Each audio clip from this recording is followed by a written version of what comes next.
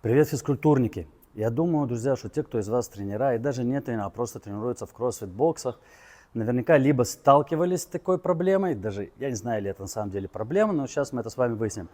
То есть либо сталкивались с этим, либо слышали это от кого-то из своих друзей, знакомых, которые с вами тренируются вместе в боксе. И проблема конкретно заключается в том, что я не умею это делать. Я не знаю, как делать такой скилл.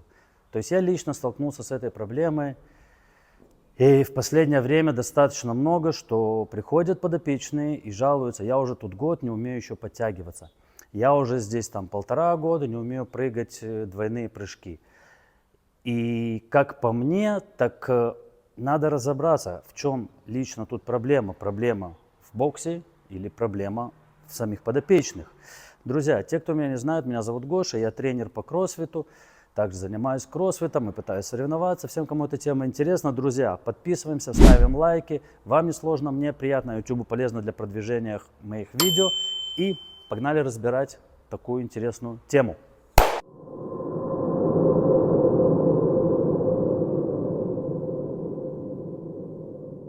Итак, в чем же здесь заключается проблема? Давайте смотреть. То есть у нас, скорее всего, есть две проблемы. Либо проблема в боксе, плохо преподают, либо проблема в людях, плохо выполняют или делают. На что же мы будем сегодня опираться? Или более правильно смотреть? Знаете что? Давайте не опираться, давайте смотреть на это так. Первая проблема – бокс.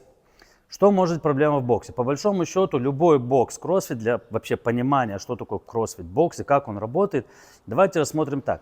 Если мы посмотрим, друзья, на день, из чего состоит кроссфит-тренировка в боксе, это обычно там делится на 2 части, максимум на 3. Да?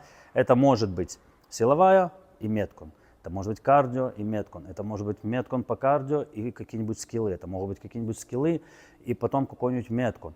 То есть это, в общем-то, вот приблизительно что-то такое. Да? Если мы посмотрим на это недельный график тренировок, то обычно большинство, процентов, наверное, 80 или около того, тренировок это такие кроссфитовские тренировки, именно вот чисто по кроссфиту такие.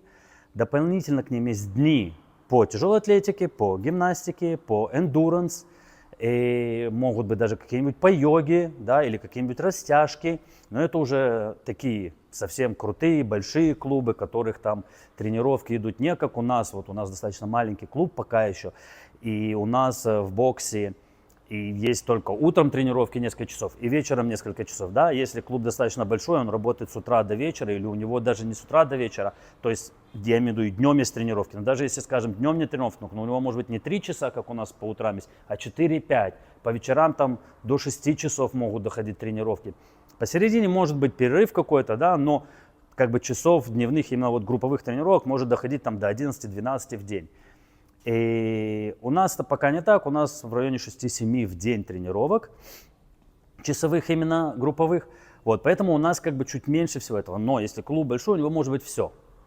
То есть это и обычно, если там вот все вот эти дополнительные часы, да, там вейтлифтинг, гимнастика, там растяжки, все вот это обычно 1, максимум 2 часа в неделю. То есть это даже, этому даже не отводится, скажем, весь вечер там или все утро тренировочное. Нет, это обычно 1 или 2 тренировочных часа в неделю, даже в больших клубах. Ну, на самом деле я не знаю, как в больших клубах, например, в Штатах там, или в Канаде, может быть, у них есть и больше, но из того, что я знаю, из того, что я видел у них там, и искал и смотрел, как и что строится, то у них тоже это не больше, чем час-два, ну, может быть, 3 в неделю. Все.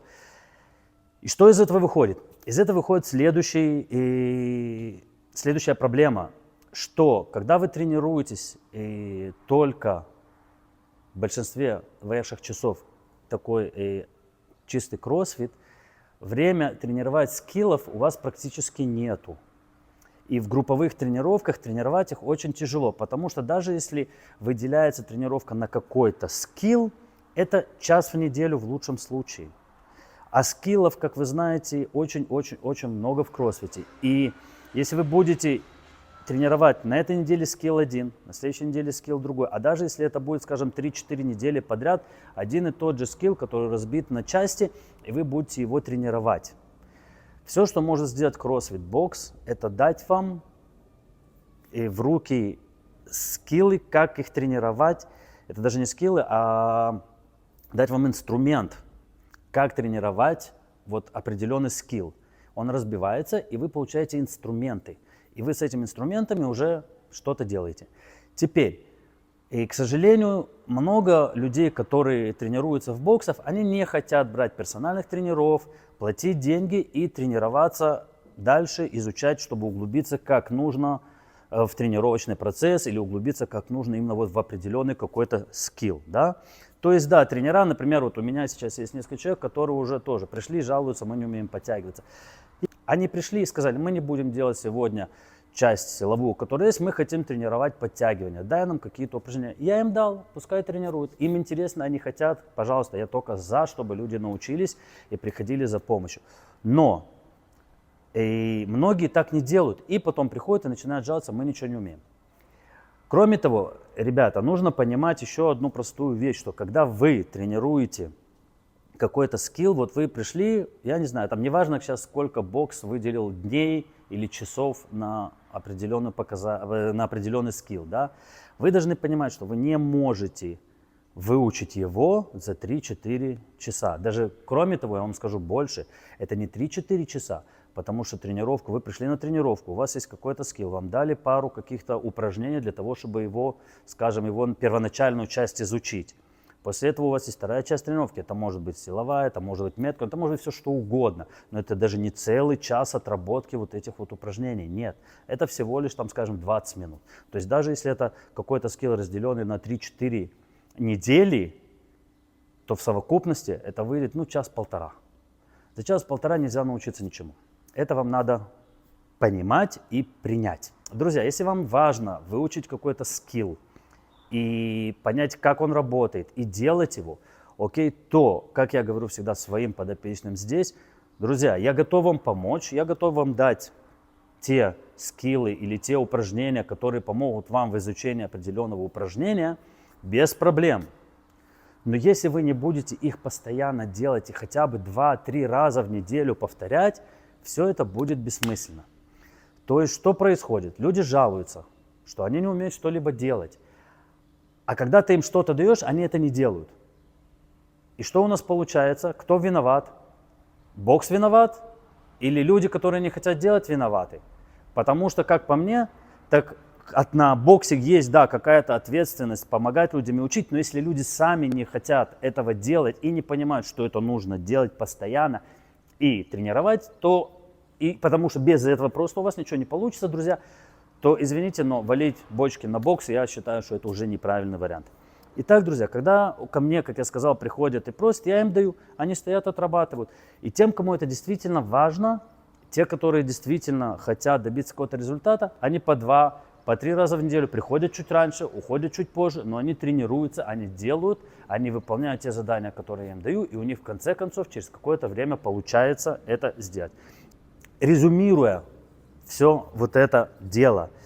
Друзья, я все прекрасно понимаю. Вы приходите, платите деньги, хотите результаты.